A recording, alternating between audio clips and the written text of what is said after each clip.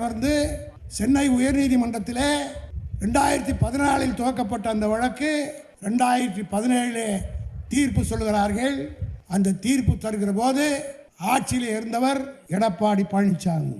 நான் கேட்கிறேன், இவ்வளவு குதிக்கிற எடப்பாடிக்கு, அறிக்கை விடுகிற எடப்பாடிக்கு உனக்கு சொரணை இருந்திருந்தால், அந்த தீர்ப்பு தவறானது என்று சொல்லியிருந்தால் உன் ஆட்சியின் சார்பில் அப்பீலுக்கு போயிருக்க வேண்டியதானே? எந்த நீதிபதியினுடைய தீர்ப்பு வைத்துக் கொண்டு இவ்வளவு ஆட்டம் போடுகிற எடப்பாடியாக நான் நேரடியாக ஒரு கேள்வி கேட்கிறேன். இதே நீதிபதி தான் கரூரிலே ஒரு கோயில் வழக்கிலே ஒரு தீர்ப்பு சொன்னார். என்ன தீர்ப்பு தெரியுமா? கோயிலில் இருக்கின்ற பிராமணர்கள் சாப்பிட்டு விட்டு போட்ட எச்சையில் உருண்டால்தான் நீங்கள் மோட்சத்துக்கு போக முடியும் என்ற தீர்ப்பை சொன்னவர் தான் இந்த நீதிபதி. பிராமணன் சாப்பிட்டு விட்டு போட்ட எச்சையில் உருண்டால்தான் புண்ணியம் கிடைக்கும் என்று தீர்ப்பு சொல்லியிருக்கிறார்.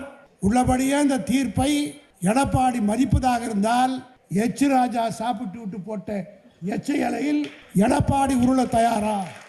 அவர் பிராமணர்.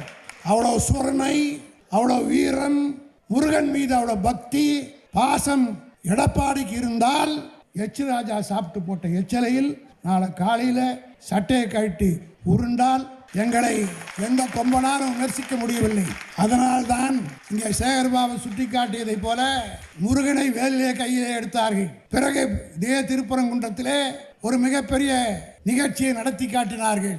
ஆனால் அவர்களுக்கெல்லாம் நான் தெரிவித்துக் கொள்கிறேன், இங்கே சேகர்பாபு குறிப்பிட்டதை போல முருகன் தளபதிக்குத்தான் வேண்டியவன், திராவிட முன்னேற்ற கழகத்துக்குத்தான் வேண்டியவன் என்பதை இப்பொழுதல்ல, 2021 நடைபெற்ற சட்டமன்ற தேர்தலிலே அறிக்கை விடுகிற அறவேக்காட்டு அரசியல்வாதிகள், பாராளுமன்றத்திலே கூலிக்காக பேசுகிற ஒரு அமைச்சர், இங்கே வேல் அவரை தான் முதல்ல பிடிச்சிட்டு வந்தார். முருகன் பேர் வச்சிருந்தா முருகன் ஆகிவிடும். அவர் அங்கே இன்றைக்கு பாராளுமன்றத்திலே தவறான தகவல் எல்லாம் சொல்கிறார். அவருக்கு நான் இங்கே இருந்து சொல்கிறேன், முருகனுக்கு அறுபடை வீடு எங்கே இருந்து ஆரம்பிக்கிறது என்றால் திருச்செந்தூரிலே.